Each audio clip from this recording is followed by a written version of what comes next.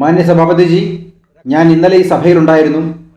ഇവിടെ പ്രതിപക്ഷ നേതാവ് സംസാരിക്കുന്നത് മുഴുവൻ ഞാൻ ശ്രദ്ധിക്കുന്നുണ്ടായിരുന്നു. പ്രതിപക്ഷ നേതാവ് ഇങ്ങനെ പറയുന്നുണ്ടായിരുന്നു, ഇന്ത്യ സഖ്യത്തിനാണ് ഈ രാജ്യത്തിൻ്റെ ഭരണം ലഭിച്ചിരുന്നതെങ്കിൽ എങ്ങനെയാണോ ഞങ്ങൾ സംസാരിക്കുക ആ രീതിയിലാണ് അദ്ദേഹം ഇവിടെ സംസാരിക്കുന്നത് എന്ന് അദ്ദേഹം പറയുന്നുണ്ടായിരുന്നു. നമ്മുടെ ഈ സഭയിലുള്ള എല്ലാ ആളുകൾക്കും ഹിന്ദി അറിയാമെന്നാണ് ഞാൻ വിശ്വസിക്കുന്നത്. ഹിന്ദിയിൽ ഒരു പ്രധാനപ്പെട്ട പഴഞ്ചൊല്ലുണ്ട്, അമ്മുമ്മയ്ക്ക് മീശയുണ്ടായിരുന്നെങ്കിൽ അപ്പൂപ്പനാകുമായിരുന്നു എന്ന്. പക്ഷേ അമ്മുമ്മയ്ക്ക് മീശയില്ലാത്തടത്തോളം കാലം അപ്പൂപ്പനാകാനും കഴിയില്ലല്ലോ. അതായത് പ്രതിപക്ഷ നേതാവ് പറഞ്ഞതുപോലെ ഇന്ത്യ സഖ്യം തെരഞ്ഞെടുപ്പ് ജയിച്ച് സർക്കാർ ഉണ്ടാക്കുകയോ ഇങ്ങനെ ഒരു പ്രഭാഷണം എഴുതി ഉണ്ടാക്കുകയോ അങ്ങനെ ഒരു പ്രഭാഷണം ഞങ്ങൾക്ക് പിന്നീട് കേൾക്കേണ്ടി വരികയോ ഇല്ല. കാരണം അങ്ങനെ സംഭവിക്കാനേ പോകുന്നില്ലല്ലോ.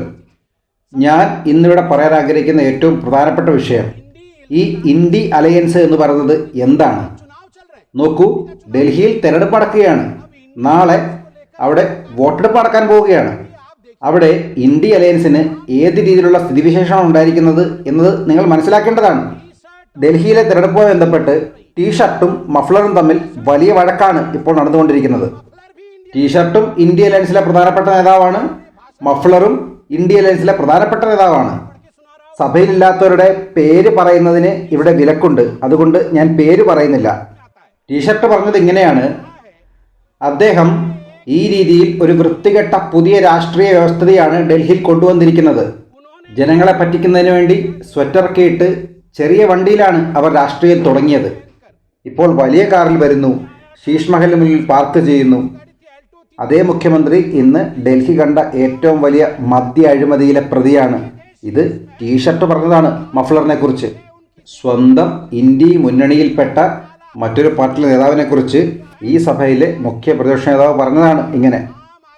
എന്നാൽ ഇത് കേട്ടുകൊണ്ട് ഇന്ത്യ മുന്നണിയിൽ തന്നെയുള്ള മഫ്ലറും വെറുതെ ഇരുന്നില്ല. മഫ്ലർ തിരികെ പറഞ്ഞത് ഇങ്ങനെയാണ്, എന്നെ കുറ്റപ്പെടുത്തുന്ന ഈ ടീഷർട്ട് ഉണ്ടല്ലോ, ആ ടീഷർട്ടിൻ്റെ അമ്മയും നാഷണൽ ഹെറാൾഡ് കേസിൽ ജാമ്യമെടുത്ത് നിങ്ങളുടെ മുമ്പിൽ നടക്കുന്ന തട്ടിപ്പുകാരാണ് എന്നാണ് അദ്ദേഹം പറഞ്ഞത്. ഇത് ഞാൻ പറഞ്ഞതല്ല, ഇന്ത്യ മുന്നണിയിൽപ്പെട്ട അവരുടെ മഫ്ലർ തന്നെ പറഞ്ഞതാണ്. ഈ ഇന്ത്യ സഖ്യത്തിൻ്റെ ഈ ബന്ധമുണ്ടല്ലോ, അത് കാണുമ്പോൾ എനിക്ക് തോന്നുന്നത് നമ്മുടെ ചൈനീസ് നൂഡിൽസിനേക്കാൾ കോംപ്ലിക്കേറ്റഡ് ആണെന്നാണ്. ചൈനീസ് നൂഡിൽസിൽ നമ്മൾ കാണുന്ന കുരുക്കിനേക്കാൾ കൂടുതൽ കുരുക്കുള്ള ബന്ധമാണ് ഇന്ത്യ മുന്നണിയിൽ പരസ്പരം പാർട്ടികൾ തമ്മിലുള്ളത്. അവരാണ് പറയുന്നത് BJPയെ തോൽപ്പിച്ച് സർക്കാർ ഉണ്ടാക്കുമെന്ന്. ഇന്ന് അതേ പ്രതിപക്ഷ നേതാവ് അദ്ദേഹത്തിൻ്റെ 1 മണിക്കൂർ നീണ്ട പ്രഭാഷണത്തിൽ 10-20 തവണ ചൈനയെക്കുറിച്ച് പറയുന്നുണ്ടായിരുന്നു. ചൈനയിൽ പ്രൊഡക്ഷൻ നടക്കുന്നു, ഭാരതം ഒന്നിനും കൊള്ളില്ല എന്നൊക്കെ അദ്ദേഹം ഇവിടെ നിന്ന് പറയുന്നുണ്ടായിരുന്നു. മാന്യ സഭാപതിജി, ഞാൻ അതിനെക്കുറിച്ച് കുറച്ച് കണക്കുകൾ പറയാൻ ആഗ്രഹിക്കുകയാണ്. ഞാൻ പേപ്പറുമായാണ് വന്നിരിക്കുന്നത്. ഇപ്പോൾ രാഹുൽജി പറയുന്നത് ചൈനയിൽ വലിയ രീതിയിൽ മാനുഫാക്ചറിങ് നടക്കുകയാണ്, പ്രൊഡക്ഷൻ നടക്കുകയാണ് എന്നൊക്കെയാണ്. വാജ്പേയിജി ഈ രാജ്യം ഭരിക്കുന്ന കാലത്ത് ഇന്ത്യ ചൈന ബൈലാറ്ററൽ ട്രേഡ് വലിയ റെക്കോർഡ് സ്ഥാപിച്ചിരുന്നു എന്ന് അന്നത്തെ പത്രവാർത്ത പോലുമുണ്ട്. $13.6 ബില്യൺ ബിസിനസ്സാണ് ഇന്ത്യയും ചൈനയും തമ്മിൽ 2004 നടന്നിരുന്നത്. ആകെ ടേൺ ഓവർ $13.6 ബില്യൺ ഉണ്ടായിരുന്നെന്ന് മാത്രമല്ല, $1.75 ബില്യൺ മുൻതൂക്കം അന്ന് വ്യാപാരത്തിൽ ഇന്ത്യക്കായിരുന്നു ചൈനയേക്കാൾ അധികമായി ഉണ്ടായിരുന്നത്. ചൈനയിൽ നിന്ന് ഇറക്കുമതി ചെയ്തതിനേക്കാൾ കൂടുതൽ ഭാരതം ചൈനയിലേക്ക് കയറ്റുമതി ചെയ്യുകയായിരുന്നു. $1.75 ബില്യൺ സർപ്ലസ് ആയിരുന്നു വാജ്പേയി സർക്കാരിൻ്റെ കാലത്ത് ഭാരതത്തിന് ചൈനയ്ക്ക് മേലുണ്ടായിരുന്നത്. എന്നാൽ 2004 മുതൽ 2014 വരെ ഇവർ ഭരിച്ച 10 വർഷത്തിൽ 50% ട്രേഡിങ്ങിൽ ഇടിവാണ് സംഭവിച്ചത്. എനിക്ക് പ്രതിപക്ഷ നേതാവിനോട് ചോദിക്കാനുള്ളത്, ചൈനയിൽ നിന്നുള്ള ഇറക്കുമതി കൂടുതലും കയറ്റുമതി കുറയ്ക്കുകയും ചെയ്ത് ഭാരതത്തിന് സാമ്പത്തിക നഷ്ടമുണ്ടാക്കാം എന്നുള്ള കരാറായിരുന്നോ നിങ്ങൾ രഹസ്യമായി ചൈനയിൽ പോയി ഒപ്പിട്ടത്?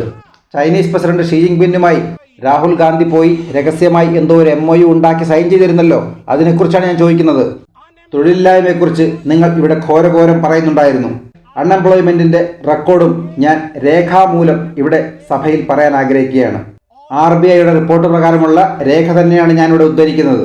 2004 മുതൽ 2014 വരെ UPA സർക്കാർ ഈ രാജ്യം ഭരിച്ചിരുന്ന കാലത്ത് RBIയുടെ ഈ റിപ്പോർട്ട് പ്രകാരം വെറും 2.9 കോടി യുവാക്കൾക്കാണ് ഇവിടെ തൊഴിൽ ലഭിച്ചത്.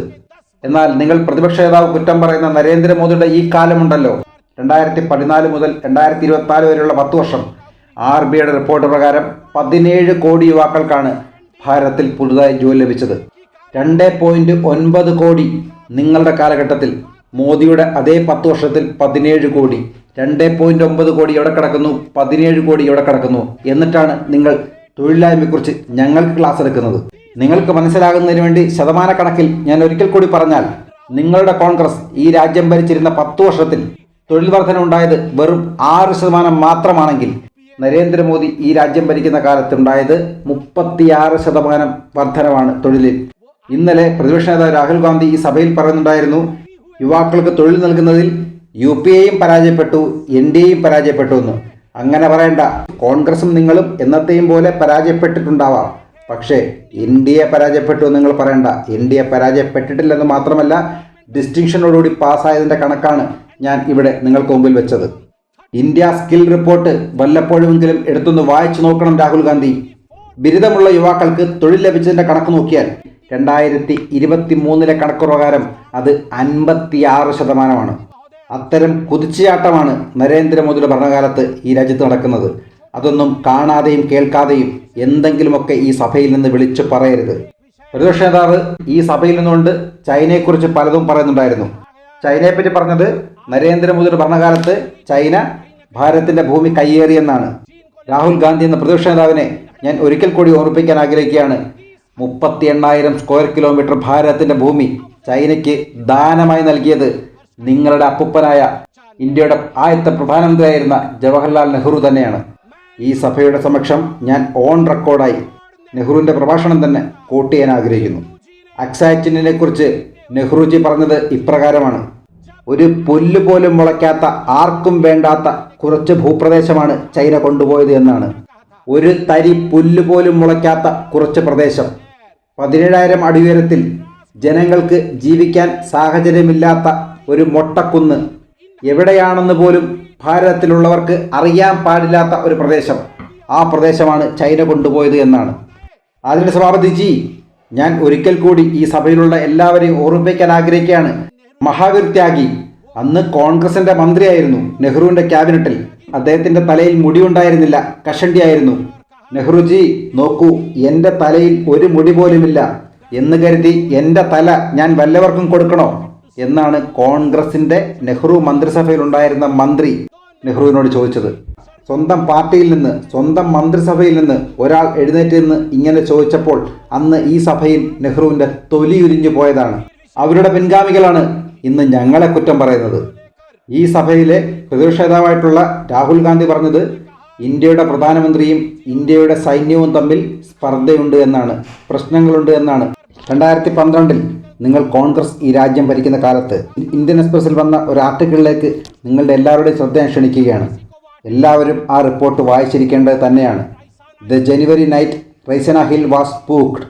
2 key army units moved towards Delhi without notifying government. ഗവൺമെൻറ്റിൻ്റെ നിർദ്ദേശമില്ലാതെ 2 പ്രധാനപ്പെട്ട ആർമി യൂണിറ്റുകൾ ഡൽഹി റൈസിന ഹിൽസ് ലക്ഷ്യമാക്കി വരുന്നുണ്ട് എന്നത്. അതിനെക്കുറിച്ച് കൂടുതൽ ഞാൻ പറയുന്നില്ല, എനിക്ക് സമയം വളരെ കുറവാണ്. ദ്രൗപദി മുർമുജി, ഭാരതത്തിൻ്റെ രാഷ്ട്രപതി, എൻ്റെ സംസ്ഥാനത്ത് നിന്ന് ഉയർന്നു വന്ന ആദിവാസി വനിതാ നേതാവാണ്. അവരെ അപമാനിച്ചതിന് മറുപടി കൂടി പറഞ്ഞിട്ട് വേണം എനിക്ക് ഈ പ്രസംഗം അവസാനിപ്പിക്കാൻ.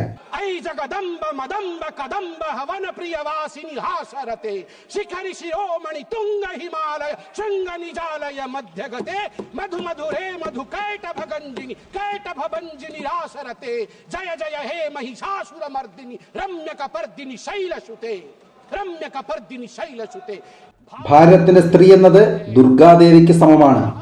രാഹുൽ ഗാന്ധി സഭയിൽ എപ്പോഴും ഭഗവാൻ പരമശിവനെ കുറിച്ച് പറയാറുണ്ട്. ആദിദേവൻ ഭഗവാൻ പരമശിവനാണെങ്കിൽ ആദിശക്തി മാ ദുർഗ തന്നെയാണ്.